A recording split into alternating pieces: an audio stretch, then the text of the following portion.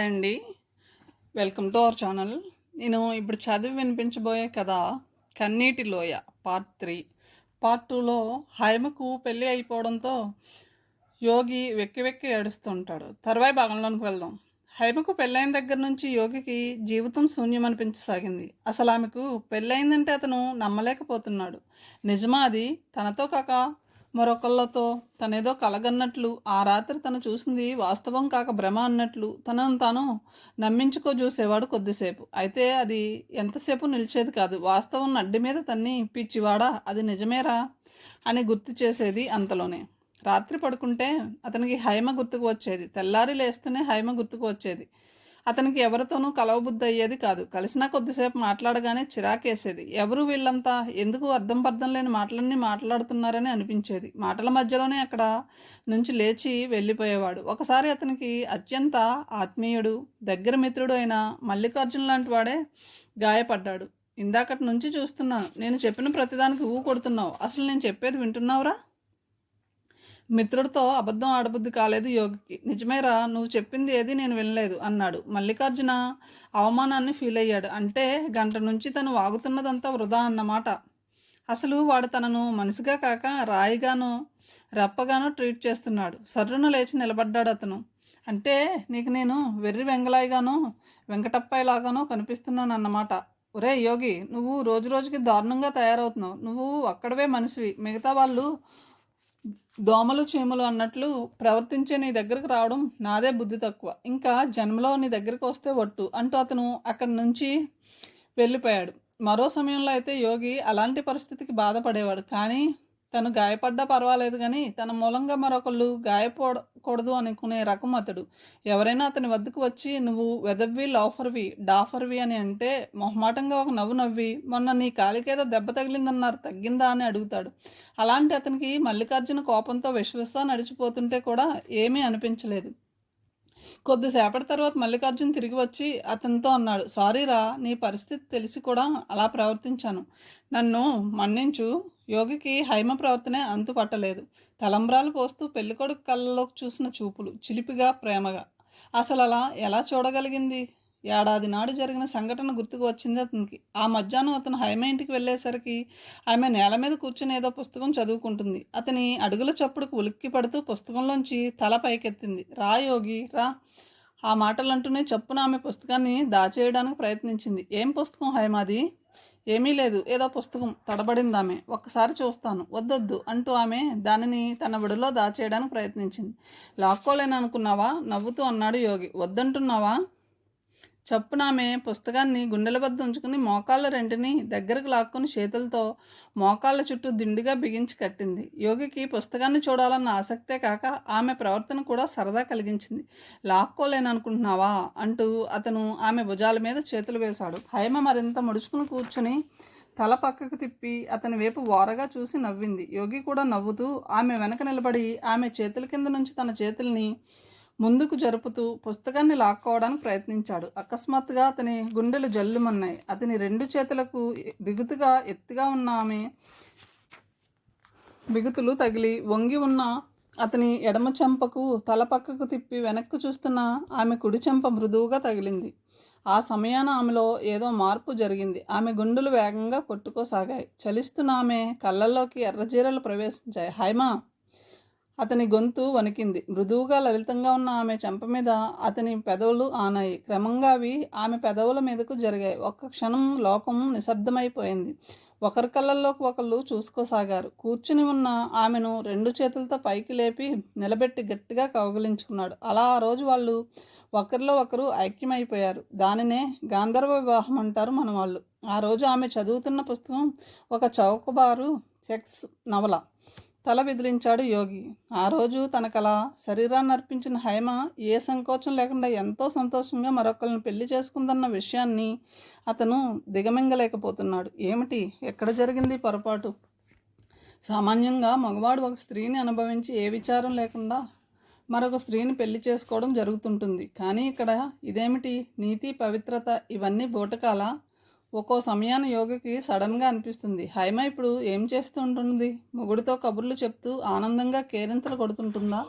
యోగి అనబడే ఒక వెర్రి వెధవతో ఒకానొక సమయంలో ఏర్పడిన శారీరక అనుబంధాన్ని గురించి భర్తకు చెబుతుందా? ఈ లెక్కన సంసారం అనేది ఎంత బూటకపు ప్రహసనం! ఇలాంటి ఆలోచనతో ఒక్కో సమయాన్ని యోగికి పిచ్చెక్కినట్లయ్యేది. కూడు నీళ్లు ముట్టబుద్ధి అయ్యేది కాదు. వేళకు తినేవాడు కాదు. ఒక్కో పూట అసలు తినేవాడు కాదు.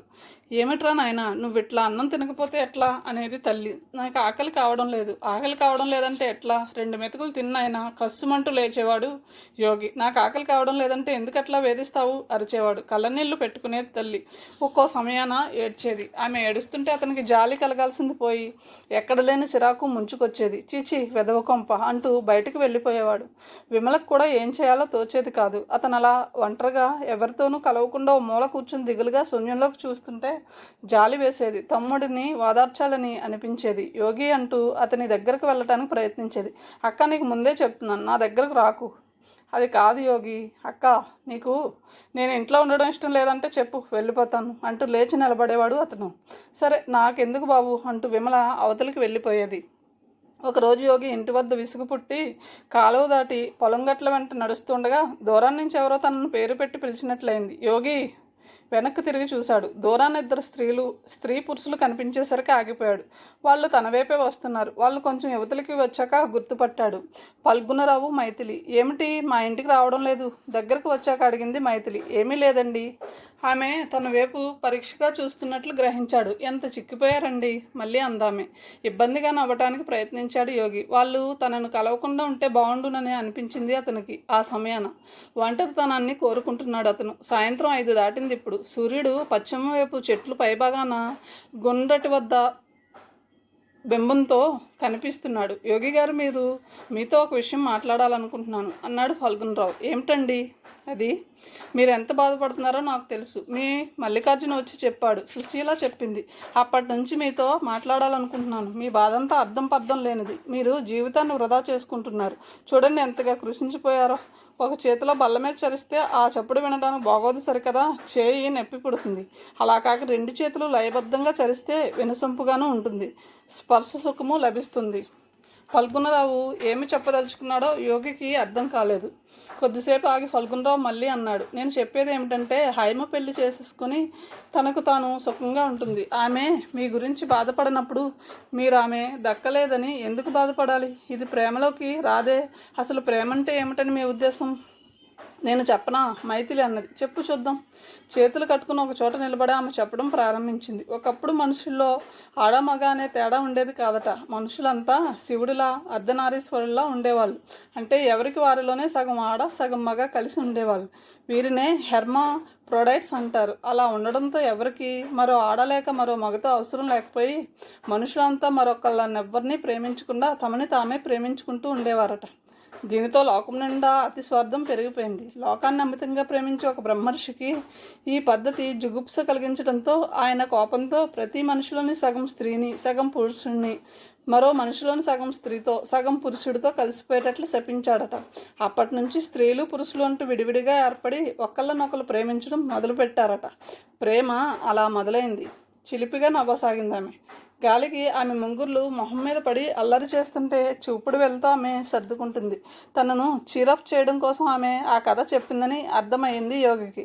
చాన్నాళ్ళ తర్వాత మొదటిసారిగా నవ్వాడతను. ప్రేమనే భావనను మన మనసులో పెంచి పోషించుకోవడంతో వస్తుంది అసలు గొడవంతా, ఫల్గుణరావు అన్నాడు. ప్రేమకి సెక్స్కి దగ్గర సంబంధం పట్ల పవిత్ర భావనే ఆదర్శం ఉండడంతో ప్రేమ విలువైందిగా తోచేది. ఈరోజు మనుషుల్లో నైతిక ధర్మాలు కొరవడి స్త్రీ పురుష సంబంధాలు చవక కావడంతో ప్రేమ భావన కూడా పలచబడిపోయింది. అందుకేనేమో తీవ్రమైన నిజమైన ప్రేమ అంటూ ఎక్కడా కనిపించడం లేదు. మీ హైమ ప్రేమ కూడా ఇలాంటి నేలబారు ప్రేమే. అలాంటి ఆమెను కోల్పోయినందుకు మీరు ఎంతగా ఎందుకు విచారిస్తున్నారో నాకు అర్థం కాదు. ఆమె కూడా మీకోసం బాధపడుతుంటే మీ బాధకు అర్థం ఉంటుంది. ఈ మాటలు యోగి కొద్దిగా వాదార్పునిచ్చాయి. తను పడదగ్గంత ప్రేమకు ఆమె అర్హురాలు కానే కాదు. తనకు ఆమెతో ఏర్పడ్డ శారీరక సంబంధం గురించి ఫల్గుణరావుకు చెప్పాలని అనిపించింది, కానీ చెప్పలేదు.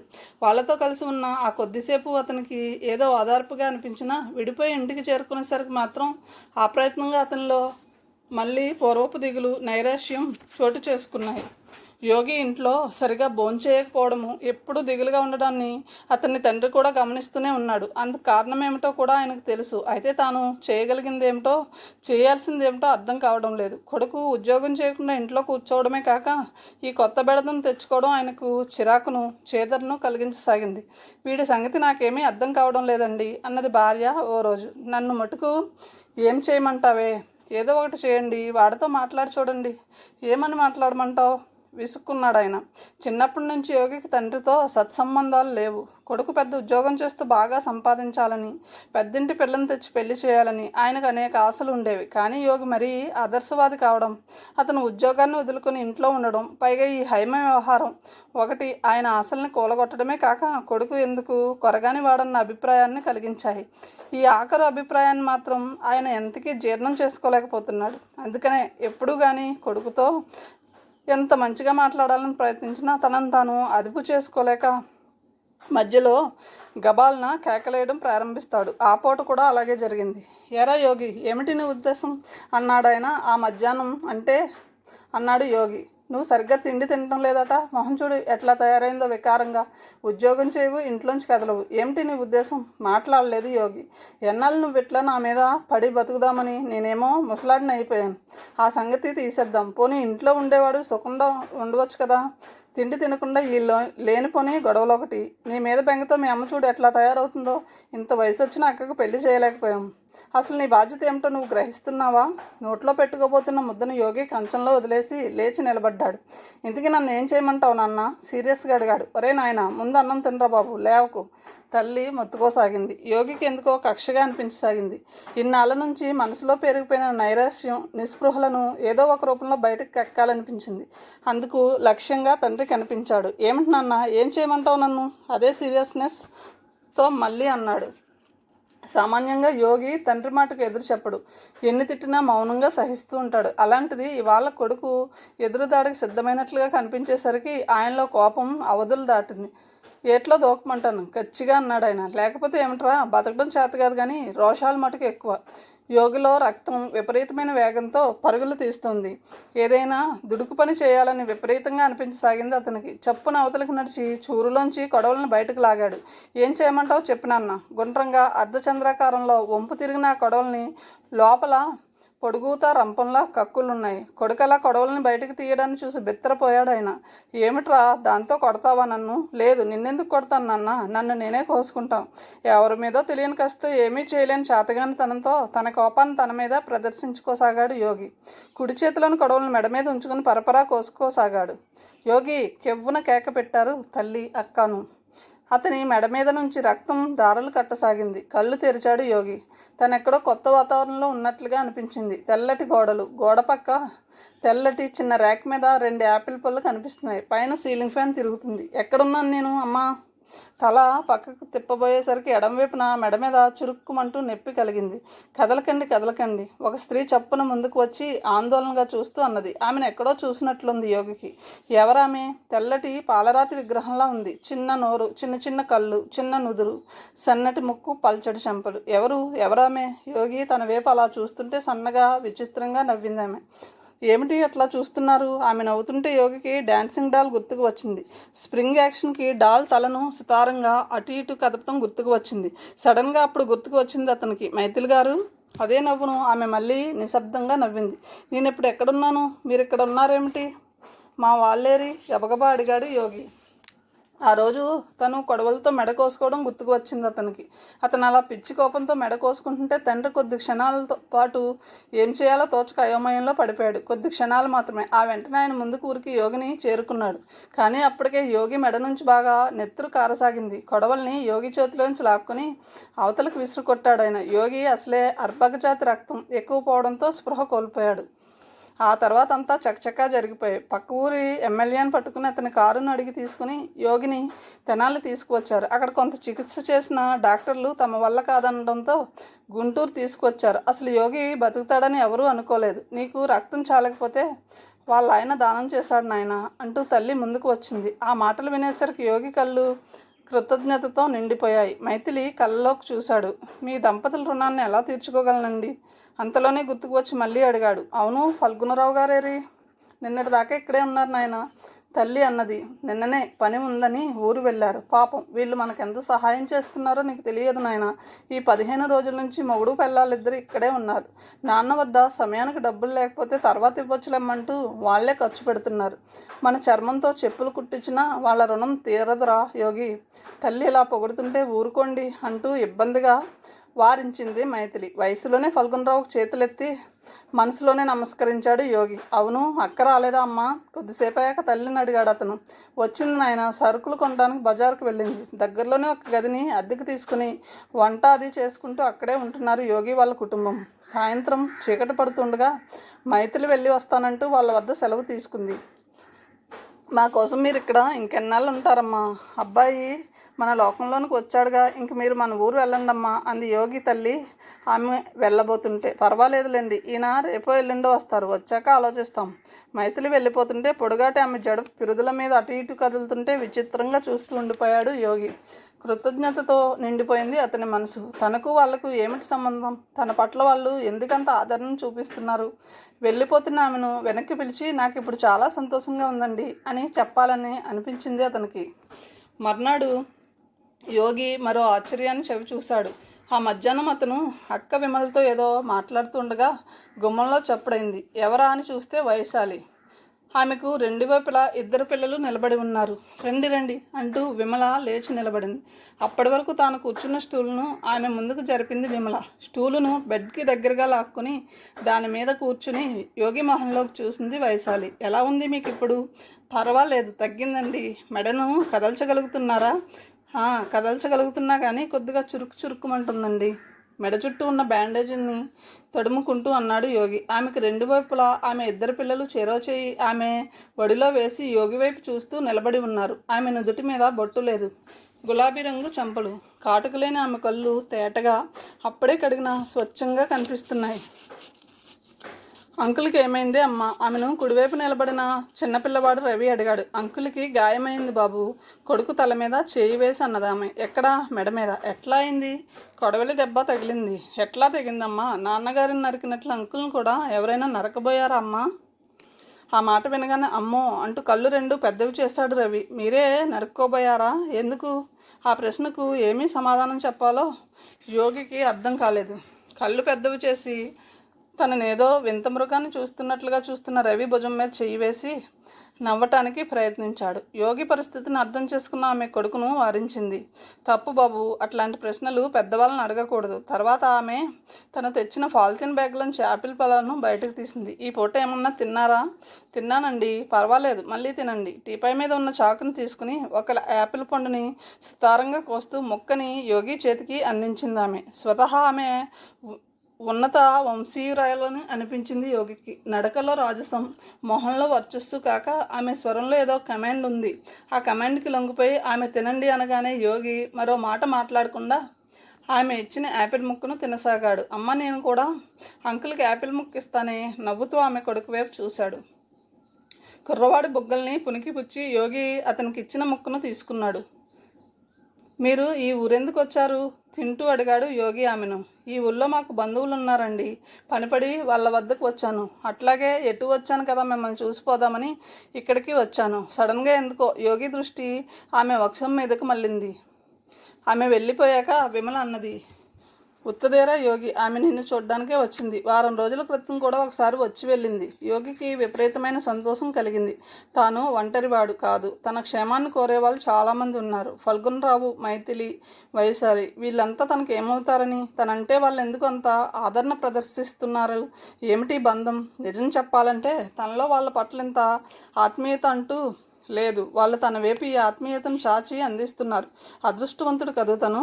అంతలోనే అతనికి ఏదో గుర్తుకు వచ్చింది. అక్క, హైమ నా కోసం రాలేదా? చాలాసేపటి వరకు విమల అతనికి సమాధానం చెప్పలేదు. ఆ తర్వాత ఆమె వినిపించినట్లు నెమ్మదిగా గొనికింది. రాలేదురా అబ్బి. సడన్గా అతనికి నిస్పృహ ఆవరించినట్లుగా అయింది. అంతవరకు ఉన్న సంతోషం అంతా క్షణంలో తుడిచిపెట్టుకుపోయింది. హైమ బాధగా తనలో తను గొనుక్కుంటూ కళ్ళు మూసుకున్నాడు. వీళ్ళంతా ఒక ఎత్తు, హైమ ఒక్కటే ఒక ఎత్తు. హైమ ఒకసారి వచ్చి ప్రేమగా తన చెంపల్ని పుణికిపుచ్చుకొని, పిచ్చి యోగి బాగున్నావా అని అడిగితే మెడ మీద చెయ్యి వేసి నిమిరితే ఈ డాక్టర్లు అవసరమంటూ ఉండేదా? పిచ్చి వెధవా, కదరా పిచ్చి వెధవ. ఆ ప్రయత్నంగా అతనికి ఎవరో అన్న వాక్యం గుర్తుకు వచ్చింది. ప్రేయసి, నీ పేరు రాక్షసి. మరో 15 రోజులకి యోగి హాస్పిటల్ నుంచి డిశ్చార్జి అయ్యాడు. మూటా ముళ్ళే సర్దుకుని వాళ్ళు మళ్ళా స్వగ్రామానికి వచ్చేస్తారు. యోగికి ఇప్పుడు ఊళ్ళో వాళ్ళంతా తన వైపు విచిత్రంగా చూస్తున్నారనిపించింది. పల్లెటూళ్ళలో అంతే. ఏ చిన్న సంఘటన జరిగినా దాని ముద్ర అంత తేలిగ్గా వదలదు. యోగి తండ్రి ఇప్పుడు గబాలను అతడికి మాట అనడానికి జంకుతున్నాడు. భార్యతో మాత్రం తరచుగా అనేవాడు, వీడితో ఎట్లాగే. హాస్పిటల్ ఖర్చులు 2000కు దాటిపోయాయి. అందులో చాలా భాగం ఫల్గుణరావే పెట్టుకున్నాడు. వాటిని తీర్చడం ఎలాగా అని యోగి తండ్రి మదనపడసాగాడు. 2 ఎకరాల పేద రైతు ఆయన. అందులో అరెకరం యోగి చదువుకే హరించిపోయింది. ఇక మిగిలింది 1.5 ఎకరం. ఒక ఏడాది పండి ఒక ఏడాది పండక నానా ఇబ్బందులు పడుతున్నారు. అలాంటి సమయంలో కొడుకు మండు వైఖరి, నిరుద్యోగము, పెళ్లికెదిగి ఈడు దాటిపోతున్న కూతురు కాక అనుకోని ఇలాంటి ఖర్చులతో ఆయన ఏం చేయాలో పాలుపోక కృంగిపోతున్నాడు. వర్షాకాలం దాటి చలికాలం వచ్చింది. చలికాలము పోయి వేసవికాలం వచ్చింది. ఆర్థికంగా తండ్రి ఇబ్బందులు ఎలా ఉన్నా యోగి మాత్రం ఇప్పుడు ఇంతకు మునుపులా కాక మానసికంగా కొంత తృప్తిని ఫీల్ అవుతున్నాడు. తను ఒంటరివాడు కాదు. తనను అభిమానించే వాళ్ళు, తన క్షేమాన్ని కోరేవాళ్ళు కొందరు ఉన్నారన్న ఆ తృప్తే అతని జీవితం పట్ల కొత్త ఆశల్ని రేకెత్తిస్తుంది. అతను ఇప్పుడు సుశీల వాళ్ళ ఇంటికే కాక ఎప్పుడంటే అప్పుడు ఫల్గుణరావు, మైథిలి వద్దకు, ఒక్కోసారి మరీ తోచకపోతే వైశాలి వాళ్ళ ఊరు వెళ్ళి వస్తున్నాడు. వైశాలి కొడుకులిద్దరికీ, ముఖ్యంగా చిన్న కొడుకు రవికి ఇప్పుడు అతని వద్ద బాగా చనువు ఏర్పడింది. వెళ్ళినప్పుడల్లా వైశాలి బలవంతానో రవి బలవంతానో అక్కడ భోంచేసి వస్తున్నాడు. అంతా బాగానే ఉంది. కానీ లోపం వల్ల యోగి తన జీవితానికి ఒక లక్ష్యాన్ని ఏర్పరచుకోకపోవడం, అసలు అతనికి అలాంటి ఆలోచనే రావడం లేదు. అది విచిత్రం. గాలికి కొట్టుకుపోతున్న ఆకుల జీవితాన్ని వెళ్ళమారుస్తున్నాడు. జీవితం అంటే అంతేనా? తల్లిదండ్రుల పట్ల, వివాహం కాని అక్క పట్ల అతనికి బాధ్యత లేదా? అవి అతని ఆలోచనలు కావు. అతని తండ్రి మనసులో మెదులుతున్న ఆలోచనలు. ఓ రాత్రి ఆరుబయట ఆకాశం కింద పడుకుని ఉన్నాడు యోగి. వెన్నెల పుచ్చ పువ్వులా మెరిసిపోతుంది. కాస్త అవతలగా మంచం మీద విమల పడుకుని ఉంది. పెరటి వైపున తల్లిదండ్రులు పడుకొని ఉన్నారు. ఉండి ఉండి చల్లటి గాలి వీస్తూ మనసుకు హాయిని గొలుపుతుంది. ఆ వెన్నెట్లో, ఆ చల్లగాలిలో యోగి మనసు మధురంగా పురి విప్పుకోసాగింది. మాటిమాటికి వైశాలి గుర్తు రాసాగింది. ఆ మధ్యాహ్నం అతను మొసలిపాడు వెళ్ళి వచ్చాడు. అతను వెళ్ళేసరికి ఆమె ఏదో కూని రాగాలు తీస్తుంది. మీరు పాటలు కూడా పాడతారా అడిగాడు అతను. అబ్బే లేదండి, తోచినప్పుడు ఏవో కూని రాగాలు తీస్తుంటాను.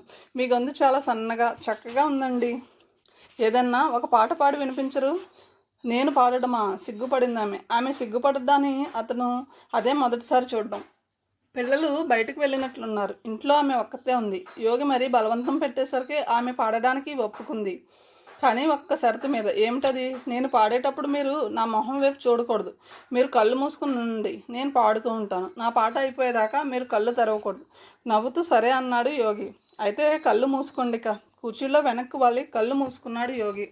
అవతల కుర్చీలో కూర్చున్న ఆమె చిన్నగా దగ్గి గొంతు సవరించుకుంది. సన్నగా ఆమె గొంతు వినిపించసాగింది. రజనీగంధ కోమలంగా ఉన్న ఆమె స్వరం రాగంతో అలా సాగుతూ వినిపిస్తుంటే యోగి ఒకసారి చిన్నగా కళ్ళు తెరిచి చూశాడు. తలను కొద్దిగా వెనక్కి వంచి ఆమె తన్మయత్వంగా పైకి చూస్తూ పెదిమల్ని విచిత్రంగా విరుస్తూ పాడుతోంది. యోగికి విచిత్రంగా అనిపించింది ఆ వాతావరణం. ఇంట్లో తామిద్దరే. తన కోసం ఆమె పాడుతుంది. అతను అలా అనుకుంటూ ఉండగా చటుక్కున ఆమె ఎందుకో అతని వైపు చూసి పాట ఆపేసింది. మీరు నా వైపు చూస్తున్నారు అంటూ మొహం చేతుల్లో దాచుకుని లోపలికి పరుగు తీసింది. ఆమె అలా సిగ్గుపడడం అతనికి గర్వాన్ని కలిగించింది. లోకాన్ని జయించినంత ఆనందం కలిగించింది. ఆ దృశ్యాన్ని గుర్తుకు తెచ్చుకుంటూ మననం చేసుకుంటూ ఉండగా అతనికి ఎప్పుడో నిద్ర పట్టేసింది. నిద్రలో అతనికి ఒక కళ వచ్చింది. ఆ కళలో వైశాలి కనిపించింది. ఆమె ఎక్కడో మైదానంలో పరుగులు తీస్తుంటే తన ఆమె వెంటబడుతున్నాడు. చుట్ట రెల్లు పొదల్లాంటి మెత్తటి కురచెలు. సరస్సు మీదుగా పరుగు తీస్తున్నారు వాళ్ళు. అకస్మాత్తుగా గాలిలోకి లేచారు వాళ్ళు. ఏదో తేలిపోతున్న భావం. హాయిగా ఉందా అనుభూతి. అంతలో అతనికి ఎందుకో మెలకు వచ్చింది. ఎక్కడి నుంచో సన్నటి రోదన వినిపిస్తున్నట్లు అనిపించింది. చుట్టూ చూశాడు. అవతల మంచం మీద విమల తప్ప మరెవ్వరూ లేరు. మంచం మీద నుంచి లేచి ఆమె వద్దకు నడిచాడు. అక్క అక్క. చటుక్కున ఆమె మంచం మీద లేచి కూర్చుంది. ఏమిట్రా యోగి, ఏడుస్తున్నావా అక్క? చాచా నేనా? ఏడవడం ఏంటి? కళ్ళు తుడుచుకుంటూ అన్నదామె. ఏడవడం లేదు, ఏమీ లేదు, కానీ నువ్వు వెళ్ళి పడుకో మళ్ళీ అన్నదామె. వెళ్ళి పడుకున్నాడన్న మాటే కానీ యోగికి ఆమె అబద్ధం చెప్పిందనిపించింది. అక్క అని తాను పిలవగానే ఆమె లేచి కూర్చోవడం, కళ్ళు తుడుచుకోవడం, దాన్ని బట్టి ఆమె మెలకువలోనే ఉందని, మేలుకునే ఏడుస్తుందని అనిపించింది. యోగి మనసు వికలమైంది. అక్క ఎందుకు ఏడుస్తుంది? ఆమె సంగతి అసలు తామెవరన్నా పట్టించుకుంటున్నారా? ఇంకా ఆ రాత్రి అతనికి నిద్ర పట్టలేదు. అక్క, నిజం చెప్పు, రాత్రి నువ్వు ఏడ్చావు కదూ? మర్నాడు మధ్యాహ్నం ఒకతే పెరటి వైపున మునగ చెట్టు కింద కూర్చుని ఉన్నప్పుడు యోగి అడిగాడు. అతని ప్రశ్నకు నవ్విందామె. పేలవంగా ఉంది ఆ నవ్వు. నీకేమైనా పిచ్చి పట్టిందా యోగి? నేను ఏడవడం ఏమిటి అన్నది. నిజం చెప్పక్క, నువ్వు ఏడవలేదు, నిద్రలోనూ కాదు, మెలకువలోనే ఉండి సూటిగా ఆమె కళ్ళలోకి చూస్తూ అన్నాడు యోగి. అతని కళ్ళల్లోకి చూడలేక చూపులు వాల్చేసింది విమల. కొద్దిసేపటి తర్వాత ఆమె కళ్ళలోకి నీళ్లు ఉబికాయి. చిటుక్కున ఆమె తన మొహాన్ని మోకాళ్ళల్లో దాచుకుని ఏడవసాగింది. క్రమంగా ఆమె ఏడుపు వెక్కిళ్ళలోకి మారింది. యోగికి ఏమి చేయాలో తోచలేదు. అక్క అలా ఏడవడాన్ని అతను ఏనాడు చూడలేదు. ఆమె ఎప్పుడూ ప్రశాంతంగా ఉంటుంది. ఎవరిని గబాలన తూలి మాట అనదు. ఎప్పుడన్నా తండ్రి కానీ తల్లి కానీ యోగి కానీ ఆమె మీద చిరాకు పడిన, కించబడేటట్లు మాట అన్నా కూడా నవ్వుతూ తోసిపారేయడానికి చూస్తుంది తప్ప తనను తాను పౌరుషంగా మాట అనదు. అలాంటి విమల ఏడుస్తోంది. అసలు యోగికి ఎవరైనా ఏడుస్తుంటే చూడడం మహా బాధాకరంగా ఉంటుంది. ఆఖరికి చిన్నపిల్లలు ఏడుస్తున్నప్పుడు కూడా అతనికి గుండెల్లో దేవుతున్నట్లుగా అనిపిస్తుంది. ఇక పెద్దవాళ్ళు ఏడుస్తుంటే మరి. అక్క, ఎందుకక్క ఏడుస్తున్నావు అడిగాడు. అతని మాటలు విననట్లుగా విమల మోకాళ్ళలో తలదూర్చి వెక్కుతూ కూర్చుంది. తర్వాత గబాలన తలపైకెత్తి నీళ్లు నిండిన కళ్ళతో అతని వైపు సూటుగా చూసింది. యోగి, నా సంగతి ఎవరైనా పట్టించుకుంటున్నారా? బిత్తరపోయాడు యోగి ఆమె అలా అడిగేసరికి. పట్టించుకోవడం ఏమిటక్క? ఏమైంది ఇప్పుడు? పట్టించుకోవడం ఏమిటా? ఇంకొంచెం సేపు అతని వైపు అలాగే చూసిందామె. తర్వాత విచిత్రంగా తల విదిలించింది. భలే ప్రశ్న అడిగవరా తమ్ముడు ఆమె అన్నది. సరే గాని, నా వయసు ఎంతో తెలుసా నీకు? 26 నుండి 27లోకి వచ్చాను. నాకు ఇంతవరకు పెళ్లి కాలేదు. నా పెళ్లి సంగతి ఎవ్వరూ పట్టించుకోవడం లేదు. నాన్న కానీ అమ్మ కానీ. ఎప్పుడైనా దానికి పెళ్లి కాలేదని మీరు ఓదార్పు మాటలు చెప్పుకుంటారు తప్ప నా పెళ్లి ప్రయత్నాలు అంటూ ఎప్పుడైనా ఎవరైనా చేశారా? ఎంతసేపు నువ్వు నీ ప్రేమ గురించి, నీ స్నేహితుల గురించి, నీ సరదాల గురించి ఆలోచిస్తావు తప్ప ఒక్కనాడు విమలక్కకు పెళ్లి కాలేదు. పాపం ఏం బాధపడుతుందో ఏమిటోనని ఆలోచించావా? బాధపడ్డావా? నాన్న మటుకు నాన్న. ఎంతసేపు నువ్వు అప్రయోజకుడు అయిపోతున్నావని, నీ భవిష్యత్తు ఎలాగా అని, నీకు రావాల్సిన కట్నం రాదేమోనని హైరాణ పడతాడు తప్ప నీకంటే ముందు పుట్టిన కూతురు చెట్టంత ఎదిగి ఉందని, దానికి పెళ్లి కాలేదని, దానికి కోరికలు ఉంటాయని, దానికి పెళ్లి చేయాలని ఆలోచించాడా? అలా మాట్లాడుతున్న విమల వైపు ఆశ్చర్యంగా చూస్తూ కూర్చున్నాడు యోగి. ఏనాడు ఆమె తన గురించి ఈ రకంగా మాట్లాడలేదు. ఎంతసేపు గొడ్డులా ఇంటి చాకరీ అంతా చేయడము, తండ్రికి కోపం వస్తుందో, తమ్ముడికి బాధ కలుగుతుందో అని అదుర్ధపడ్డం తప్ప, ఇదిగో నాన్న, ఇంట్లో నేనున్నాను, నా సంగతి పట్టించుకోండి అంటూ తన ఉనికిని ప్రదర్శించడానికి ప్రయత్నించలేదు. అంతా ఆమె ఉనికిని యథాలాపంగా తీసుకున్నారు. ఆమెను ఇంటి నౌకరుగానో పెంపుడు జంతువుగానో ట్రీట్ చేశారు తప్ప ఆమెకి మనసు ఉంటుందని, ఆ మనసుకు కొన్ని కోరికలు ఉంటాయని ఎవరూ ఆలోచించినా పాపాన పోలేదు. యోగికి అదే ఆశ్చర్యంగా అనిపించింది. ఇంతకాలం తనకు కూడా ఒక్కసారన్నా తట్టలేదు. ఎంత దుర్మార్గం ఇది! అయినా అతను అన్నాడు, అలా అనకక్క, నాన్న పరిస్థితి నీకు తెలుసు కదా. కట్నం ఇవ్వలేక తప్ప నీ మీద ప్రేమ లేక కాదు. శబాష్ తమ్ముడు, శబాష్ వ్యంగ్యంగా అన్నది విమల. ఆమెకి ఇప్పుడు యోగి తన స్వంత తమ్ముళ్ళ కాక పరాయి మనిషిలా కనిపించాడు. అతని వైపు కొత్తగా చూస్తూ అన్నది, నాన్న ప్రతి పనిని విమర్శించే నువ్వు అక్క పెళ్లి వద్దకు వచ్చేసరికి మాత్రం ఆయనను సమర్థిస్తున్నావు కదూ? భలే వాడివిరా యోగి, మొత్తానికి నువ్వు మగజాతి వాడిని అని అనిపించుకున్నావు. ఆమె అలా అనేసరికి యోగికి ఎందుకో భయం వేసింది. తన వైపు చూస్తున్న ఆమె చూపులు ఇంతకు మునుపులా ప్రేమగా, దయగా కాకుండా విచిత్రంగా, కొత్తగా కనిపిస్తున్నాయి. ఆ చూపుల్లో అసహ్యమో తిరస్కారమో లేదు కదా. ఒంటి నిండా తెల్లు జర్లు పాకుతున్నట్లుగా అనిపించింది అతనికి. అక్క, నా వైపు అట్లా చూడకక్క, భయమేస్తుంది అన్నాడు చిన్న పిల్లవాళ్ళ. అతను అలా అన్నాడో లేదో వెంటనే ఆమె చూపులు మారిపోయాయి. చటుక్కున ఆ చూపులో అప్పటిదాకా ఉన్న తీక్షణత పోయి అంతకు మునుపు ఉండే దయ, ప్రేమ చోటు చేసుకున్నాయి. గొప్ప నటిలా ఆమె చెంగుతో కళ్ళు తుడుచుకుని గలగలా నవ్వేసింది. అతని తల మీద చేయి వేసి వెంట్రుకలను అటు ఇటు కదిలించింది. ఊరికే అన్నానురా తమ్ముడు, నువ్వేమంటావోనని అలా మాట్లాడాను. అంతకు మించి మరేమీ లేదు. నిజంగానే అక్క, నిజం, ఒట్టు ఒట్టు. అక్క సీరియస్గానే అన్నదని లోపల అనిపిస్తున్నా ఆమె నవ్వడానికే అన్నదని తనను తాను నమ్మించుకోవడానికి ప్రయత్నిస్తూ అప్పటిక పరిస్థితి నుంచి తప్పించుకోవడానికి ప్రయత్నించాడు యోగి. రోజు ఉదయం బాగా పొద్దెక్కేదాకా నిద్ర లేవకపోవడం యోగికి అలవాటు. పొద్దుటే లేచి అతను చేసే పని పాట కూడా ఏమీ లేకపోవడంతో సామాన్యంగా అతన్ని నిద్ర లేపడానికి ఎవరూ సాహసించరు. ఆ పూట కూడా అతను అలాగే నిద్రపోతున్నాడు. నిద్రలో తనెవరో కుదుపుతున్నట్లుగా అనిపించేసరికి చిరాగ్గా కళ్ళు తెరిచాడు. ఎదురుగా అమాయకంగా అందమైన కళ్ళతో చూస్తున్న రవి, వైశాలి కొడుకు రవి. ఇదేమిటి, ఇక్కడికి ఎందుకు వచ్చాడు? పొద్దెక్కేదాకా నిద్ర లేవకపోవడం చెడ్డ అలవాటు అంకుల్. ఆరిందలా అన్నాడు రవి. ఎప్పుడొచ్చావు, ఎలా వచ్చావు రవి? లేచి కూర్చుంటూ అతన్ని ఒడిలోకి తీసుకుంటూ అన్నాడు యోగి. రాత్రి వచ్చాం అంకుల్. ఎవరెవరు వచ్చారు? అమ్మ, నేను, అన్నయ్య. మాస్టర్ ఇంటికి వచ్చాం. మాస్టర్ ఏమో ఊళ్ళో లేరు. నాకు తోచక ఆడుకుందామని వచ్చాను. అంతలో అక్కడ రాజు కూడా ప్రత్యక్షమయ్యాడు. మాస్టర్ ఇంటికి వెళ్దాం పద అంకుల్, అమ్మ తీసుకురమ్మంది. వైశాలి ఆ రోజు ఆమె పాట పాడుతూ సిగ్గుపడడం గుర్తుకు వచ్చింది. ఆనందంతో యోగి గుండెలు పులకరించాయి. మొహం కడుక్కొని కాఫీ తాగి పిల్లలిద్దరితో కలిసి పల్గుణరావు గారింటికి బయలుదేరాడు. అవును రవి, మీకు మా ఇల్లు ఎవరు చూపించారు? దారిలో అడిగాడు అతను. సుశీలకు చూపించింది. సుశీలకి ఏది పని ఉందని వాళ్ళ ఇంటికి వెళ్ళిపోయింది. ఈ మధ్య తను స్వరాజ్యమక్కే వాళ్ళ ఇంటికి వెళ్ళడం లేనిదని గుర్తుకు వచ్చింది అతనికి. సుశీలకు అందుకే తన మీద కోపంగా ఉందని అర్థమైంది. ఒకసారి వాళ్ళ ఇంటికి వెళ్ళి రావాలని అనుకున్నాడు. యోగి వెళ్ళేసరికి వైశాలి, మైథిలి అతని కోసమే ఎదురు చూస్తూ కనిపించారు. తోచకు చేస్తున్నాం బాబు, మీకోసమే ఎదురు చూస్తున్నాం, సన్నగా నవ్వింది వైశాలి. తన వైపు చూస్తున్నప్పుడు ఆమె కళ్ళు మెరవడం కనిపించింది యోగికి. అతనికి అలాగే ఆనందంగా ఉంది. ప్లేట్లో పూరీలు తీసుకొచ్చి అతని ముందు ఉంచింది మైథిలి. ఇప్పుడు ఎందుకండి అంటూ మొహమాట పడబోయాడు యోగి. భలే వారే, ఈ పూట భోజనం కూడా మీకు ఇక్కడే. ఈ నెటు ఇంట్లో లేరు, మాకు కంపెనీ ఇవ్వరా? మాస్టర్ ఎక్కడికి వెళ్ళారు? ఏదో పని ఉందని విజయవాడ వెళ్ళారు. సాయంత్రానికి వచ్చేయవచ్చు. జీడిపప్పు వేసి బంగాళదుంప కుర్మా చేసింది మైథిలి. ఆ కూర అంటే యోగికి చాలా ఇష్టం. అందులోనూ జీడిపప్పు వేస్తే మరి. ఆ మాటే అన్నాడు మైథిలితో. మరో మాట కూడా అన్నాడు. అందరిలోకి నాకు మీరు చేసే కూరలు చాలా ఇష్టంగా ఉంటాయండి. మరే అంటూ తలను విచిత్రంగా విదిల్చిందామె. ఆ కదలికలోని స్థానానికి విస్మయంగా చూశాడు యోగి. మధ్యాహ్నం అందరూ కలిసి భోజనాలు చేశారు. తర్వాత పెరట్లో చెట్టు కింద చాపలు వేసుకుని కూర్చున్నారు. గాలికి చెట్టు కొమ్మలు చిన్నగా కదులుతున్నాయి. కాకి ఒకటి కొమ్మ మీద కూర్చుని ఊరకే అరుస్తుంది. ఇంకెందుకు అరుస్తావు? చుట్టాలు రానే వచ్చాం కదా. తలపైకెత్తి కాకి వైపు చూస్తూ నవ్వుతూ అన్నది వైశాలి. మాస్టారే చుట్టంలా వస్తారేమో యోగి అన్నాడు. ముగ్గురు నవ్వుకున్నారు. చెట్టు ఆకుల్లోంచి ఎండ పొడలుగా నేల మీద పడి వీచినప్పుడల్లా కదులుతుంది. పిచ్చాపాటి చెప్పుకోసాగారు. మధ్యలో యోగి సడన్గా అన్నాడు. మైథిలి గారు, మీకు వార్త చెప్పనా? ఏమిటది? వైశాలి గారు చాలా చక్కగా పాడతారు. యోగి చిరుకోపంతో చూస్తూ అప్రయత్నంగా ఏకవచనంతో సంబోధించింది వైశాలి.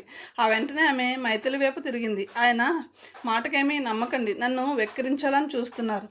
అనుకోకుండానే అయినా ఆమె తనను అలా ఏకవచనంలో సంబోధించడం యోగికి సంతోషాన్ని కలిగించింది. ఎందుకో అతనికి హైమ గుర్తుకు వచ్చి అంతలోనే ఆ మొహం అతని మనసులోంచి ఫేడ్ అవుట్ అయిపోయింది. నిజం మైథిలి గారు, ఆమె చాలా చక్కగా పాడతారు. ప్రయత్నించాలే కానీ ఆమె సినిమాల్లో కూడా రాణిస్తారు. అవును మరి, చిలిపిగాను ఎద్దేవాగాను అన్నది వైశాలి. బాబు, సినిమాల్లో నేను బాగా పనికి వస్తాను కానీ తమరు సిఫార్సు చేసి పెడతారా?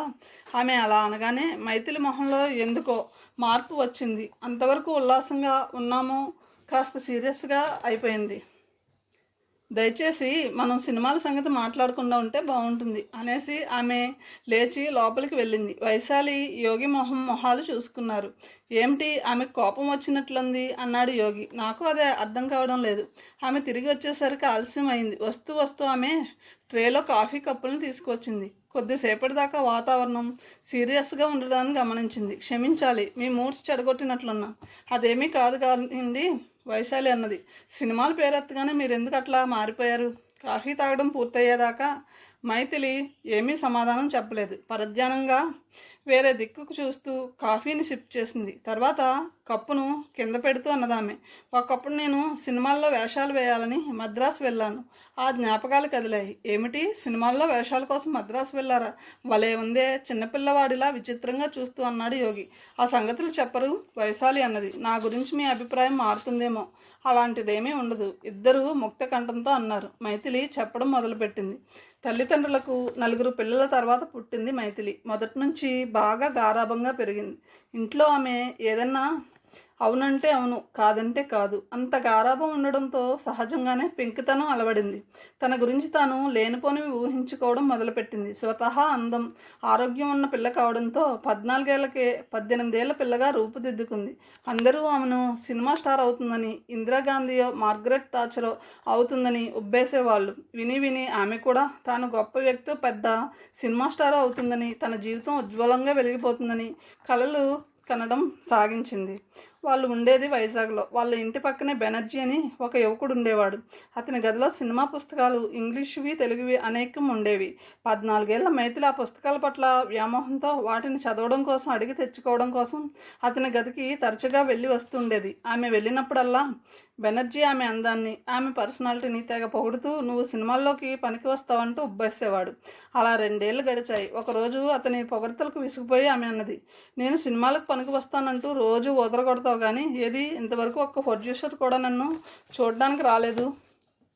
నువ్వు ఈ ఊళ్ళో ఈ ఇంట్లో కూర్చుని ఉంటే వస్తారనుకుంటున్నావా? మనం వెళ్ళి ప్రయత్నించాలి అన్నాడు అతను. అయితే వెళ్ళి ప్రయత్నిద్దామా? ఆ మాట కోసమే ఎదురు చూస్తున్నట్లుగా అతను ఎగిరి గంతేశాడు. నువ్వు వస్తానంటే నేను సిద్ధమే అన్నాడు. ఆ రాత్రి ఆమె తల్లిదండ్రులకు తెలియకుండా అక్కలవి, తల్లివి నగల్ని మూటగట్టుకుని రహస్యంగా అతనితో మద్రాసు వచ్చేసింది. మద్రాసులో ఆమె ఈ ప్రొడ్యూసర్ని, ఈ డైరెక్టర్ని, ఆ డైరెక్టర్ని కలుసుకుంది కానీ ఏమాత్రం ఫలితం దక్కలేదు. అంతా ఆమె అందాన్ని పొగిడేవాళ్ళు. నువ్వు స్టార్గా తప్పక పైకి వస్తావు అనేవాళ్ళు. రేపురా మాపురా అనేవాళ్ళు. కానీ వేషం మటుకు ఒక్కళ్ళు ఇచ్చేవాళ్ళు కాదు. ఎవరైనా చిన్న వేషాలు ఇవ్వబోయినా ఆమె తిరస్కరించేది. కనీసం తనకు సైడ్ హీరోయిన్ వేషమన్నా కావాలనేది. కథను ఇంతటితో ముగిస్తున్నాను. తిరిగి తర్వాయి భావంతో కలుద్దాం. Thank you.